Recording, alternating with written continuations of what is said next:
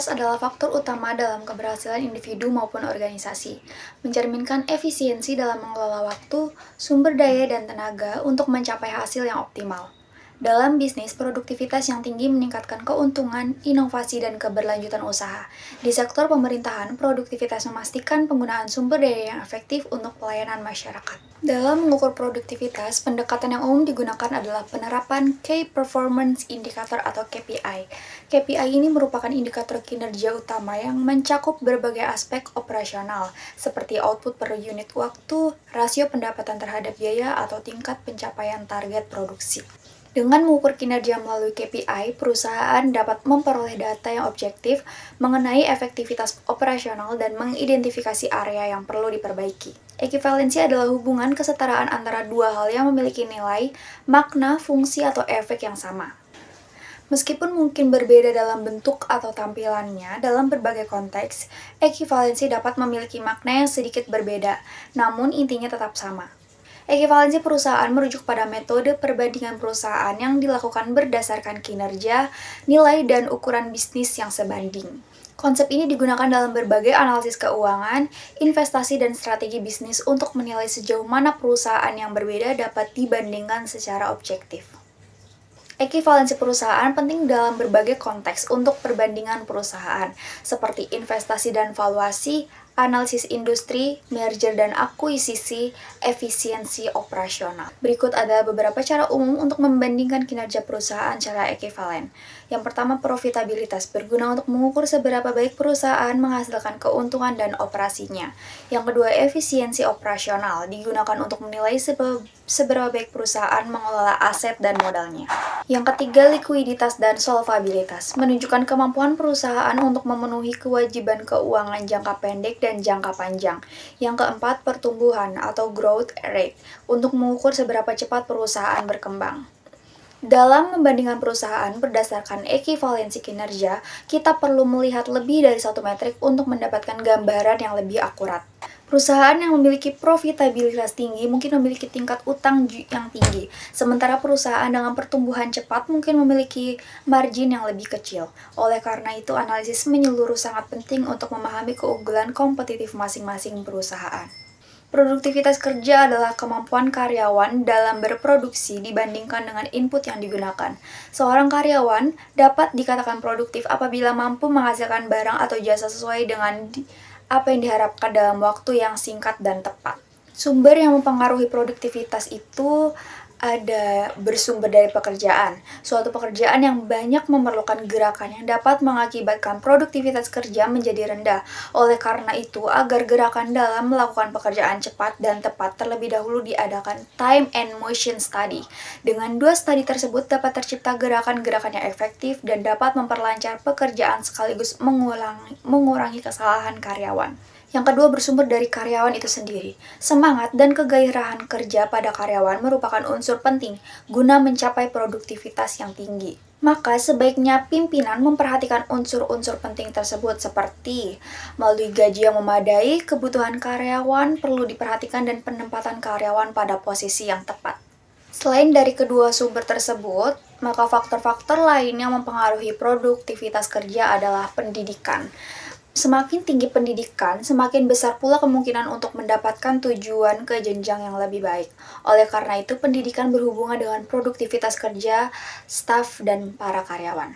Yang kedua, kesehatan jasmani dan rohani. Salah satu tugas pimpinan perusahaan adalah menjamin kesehatan karyawan, yaitu dengan cara mengatur jam kerja, meniadakan lembur sehingga dapat menciptakan kegiatan kerja para karyawan.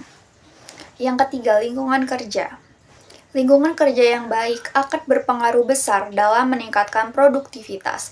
Lingkungan kerja yang bersih dapat mempengaruhi karyawan untuk bekerja lebih giat. Yang keempat, motivasi. Pemberian motivasi oleh seseorang pimpinan yang baik akan membimbing dan melatih karyawannya. Memotivasi setiap karyawan tidaklah mudah sebab setiap karyawan mempunyai latar belakang, pengalaman, harapan, dan keinginan yang berbeda. Siklus produktivitas adalah rangkaian langkah yang terstruktur dan berkelanjutan dalam upaya meningkatkan efisiensi dan efektivitas dalam menggunakan sumber daya untuk menghasilkan output. Siklus ini melibatkan beberapa tahapan yang saling terkait mulai dari perencanaan, pelaksanaan, evaluasi hingga perbaikan berkelanjutan. Tujuan utama dari siklus ini adalah untuk mengidentifikasi area yang membutuhkan peningkatan, menerapkan perbaikan, dan memastikan bahwa proses produksi atau operasional berlangsung secara lebih efisien dari waktu ke waktu. Pengukuran produktivitas adalah proses yang digunakan untuk menilai efisiensi dan efektivitas dalam menggunakan sumber daya atau input untuk menghasilkan sebuah output dalam suatu organisasi atau sistem. Pada dasarnya, produktivitas mengukur kemampuan suatu entitas untuk menghasilkan lebih banyak output dengan jumlah input yang lebih sedikit. Dengan kata lain, pengukuran produktivitas memberikan gambaran sejauh mana sumber daya yang ada, seperti tenaga kerja, modal, dan teknologi, digunakan secara optimal untuk mencapai tujuan organisasi. Pengukuran produktivitas dapat dilakukan dengan dua pendekatan utama, yaitu pengukuran kuantitatif dan kualitatif. Pengukuran kuantitatif adalah pengukuran yang menggunakan data dalam bentuk angka atau unit fisik yang dapat dihitung secara objektif. Dalam pengukuran kuantitatif, output biasanya diukur dalam unit fisik, seperti jumlah produk yang dihasilkan, volume layanan yang diberikan, atau hasil lainnya yang dapat dihitung dengan mudah. Contoh pengukuran kuantitatif itu jumlah unit produk yang dihasilkan dalam waktu suatu periode waktu tertentu, jumlah barang yang diproses per satuan waktu, dan volume penjualan atau pengiriman produk. Pengukuran kualitatif berfokus pada aspek kualitas dari output yang dihasilkan, bukan hanya kuantitasnya. Pengukuran ini dapat melibatkan evaluasi kualitas produk atau layanan yang dihasilkan, yang mencakup faktor-faktor seperti kepuasan pelanggan, ketahanan produk, dan standar kualitas lainnya. Meskipun lebih sulit diukur secara objektif, pengukuran kualitatif tetap sangat penting, terutama dalam sektor-sektor yang mengutamakan kualitas, seperti industri jasa atau manufaktur barang dengan standar kualitas tinggi. Contoh pengukuran kualitatif itu seperti kepuasan pelanggan yang diukur melalui survei atau feedback, penilaian kualitas produk berdasarkan standar industri atau sertifikasi, tingkat pengembalian produk atau komplain pelanggan. Evaluasi produktivitas penting dilakukan untuk mengetahui apakah telah terjadi peningkatan atau penurunan produktivitas pada suatu perencanaan, baik jangka pendek maupun jangka panjang. Tanpa melakukan evaluasi, penilaian terhadap suatu hasil pengukuran produktivitas menjadi rancu. Dalam arti tidak bisa dilakukan apakah nilai produktivitas itu baik atau buruk. Agar peningkatan produktivitas kerja dapat terwujud, pimpinan perlu memahami secara tepat tentang faktor-faktor penentu keberhasilan peningkatan produktivitas kerja. Menurut Xiaojian dalam Lezing Rank tahun 2021, faktor-faktor tersebut sebagian diantaranya adalah etos kerja yang harus dipegang teguh oleh semua pegawai dalam organisasi. Etos kerja yang dimaksud adalah peningkatan mutu hasil pekerjaan, perbaikan terus-menerus, dan pemberdayaan sumber daya manusia. Perencanaan peningkatan sistem produktivitas berdasarkan pada identifikasi akar penyebab penurunan produktivitas yang telah dilakukan dalam evaluasi sistem produktivitas. Program-program spesifik yang berkaitan dengan peningkatan atau perbaikan terus-menerus dan sistem produktivitas harus didesain berdasarkan informasi yang diperoleh melalui analisis dan evaluasi secara komprehensif dan mendalam terhadap sistem produktivitas perusahaan tersebut. Pengukuran produktivitas secara umum dapat dibedakan menjadi dua macam. Yang pertama, produktivitas total. Produktivitas total adalah perbandingan antara total keluaran atau output dengan total pemasukan atau input per satuan waktu. Dalam perhitungan produktivitas, semua faktor masukan, tenaga kerja, kapital, bahan, energi terdapat total keluaran yang harus diperhitungkan. Yang kedua, produktivitas parsial. Produktivitas parsial adalah perbandingan dengan keluaran dengan satu jenis masukan atau input per satuan waktu, seperti upah kerja, kapital, bahan energi, beban kerja, dan lainnya. Produktivitas adalah ukuran efisiensi dalam menggunakan sumber daya untuk menghasilkan output. Dalam konteks bisnis, produktivitas seringkali diukur sebagai rasio antara output yang dihasilkan dan input yang digunakan dalam proses produksi. Misalnya dalam industri manufaktur, produktivitas dapat diukur sebagai jumlah produk yang dihasilkan per jam kerja. Metode ini memberikan gambaran yang jelas tentang seberapa efektif perusahaan dalam memanfaatkan tenaga kerja, material, dan mesin. Oleh karena itu, pemahaman yang tepat tentang produktivitas sangat penting bagi manajer dan pemimpin bisnis. Salah satu cara untuk mengukur produktivitas adalah melalui produktivitas total faktor atau TFP. TFP yang mempertimbangkan semua input yang digunakan dalam proses produksi. TFP ini memberikan pandangan yang lebih holistik tentang efisiensi operasional karena tidak hanya fokus pada satu aspek seperti tenaga kerja atau modal. Tantangan dalam meningkatkan dan mempertahankan produktivitas: yang pertama, perubahan teknologi; yang kedua, motivasi karyawan; yang ketiga, krisis ekonomi; yang keempat, persaingan pasar; dan yang kelima, kepatuhan terhadap regulasi. Strategi peningkatan produktivitas adalah pendekatan dan metode untuk memaksimalkan efisiensi serta output organisasi dengan menggunakan sumber daya yang ada secara optimal. Meningkatkan produktivitas tidak hanya melibatkan peningkatan output, tetapi juga penggunaan sumber daya secara lebih efektif dan efisien. Berikut adalah beberapa pandangan dari para ahli tentang strategi peningkatan produktivitas. Yang pertama oleh William J. Baumol tahun 1967. Dalam The Economics of Management, menyarankan peningkatan produktivitas melalui inovasi teknologi, peningkatan efisiensi proses, dan penyempurnaan manajemen. Baumol menekankan bahwa produktivitas dapat ditingkatkan dengan memanfaatkan kemajuan teknologi yang memungkinkan peningkatan output tanpa meningkatkan input secara signifikan. Efisiensi proses yang lebih baik, seperti mengurangi pemborosan dan meningkatkan manajemen waktu, juga merupakan langkah yang penting. Yang kedua, menurut Peter Drucker tahun 2020 dalam Management Task Responsibilities Practice, mengemukakan bahwa untuk meningkatkan produktivitas, organisasi harus fokus pada peningkatan kualitas, pendekatan berbasis tujuan, dan pengelolaan waktu yang efektif. Drucker percaya bahwa meningkatkan produktivitas bukan hanya tentang bekerja lebih keras, tetapi juga tentang bekerja lebih cerdas dengan memanfaatkan potensi karyawan, teknologi, dan sistem yang ada.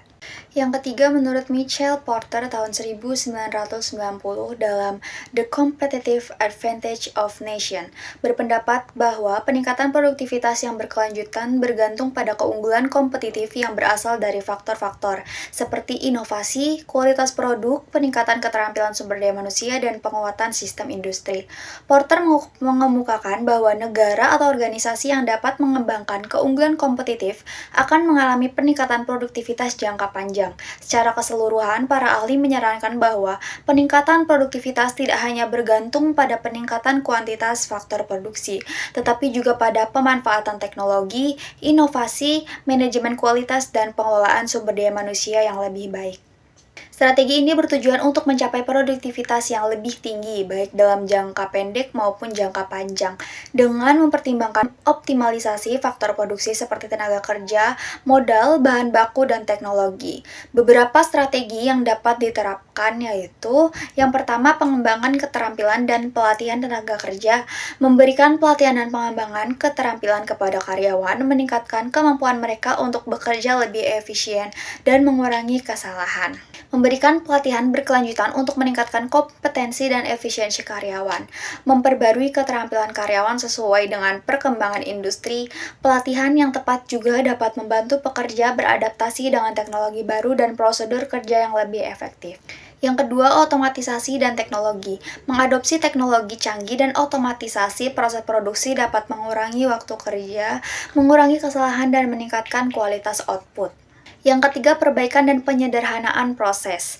Menganalisis proses kerja untuk mengidentifikasi dan menghilangkan aktivitas yang tidak efisien. Penerapan metode Lean Six Sigma atau Kaizen dapat membantu meminimalkan pemborosan dan meningkatkan efisiensi operasional. Yang keempat, penggunaan sistem manajemen kinerja. Sistem ini membantu mengukur dan memantau kinerja karyawan secara terus-menerus, sehingga perusahaan dapat memberikan umpan balik yang konstruktif dan memperbaiki kinerja secara langsung. Yang kelima, pengelolaan beban kerja yang efektif. Distribusi beban kerja yang seimbang menghindari kejenuhan dan kelelahan karyawan, sehingga mereka dapat bekerja secara produktif dalam jangka panjang. Yang keenam, peningkatan kualitas bahan baku. Menggunakan bahan baku berkualitas tinggi mengurangi jumlah cacat dan rework, sehingga meningkatkan produktivitas. Bahan berkualitas tinggi juga dapat meningkatkan efisiensi proses produksi dan menghasilkan produk yang lebih baik. Yang ketujuh, implementasi praktik kerja fleksibel. Memberikan fleksibilitas seperti jam kerja fleksibel atau kerja jarak jauh untuk tugas yang memungkinkan dapat meningkatkan kepuasan karyawan. Karyawan yang lebih bahagia dan seimbang cenderung lebih produktif. Yang kedelapan, manajemen inventaris dan pengendalian persediaan yang efisien.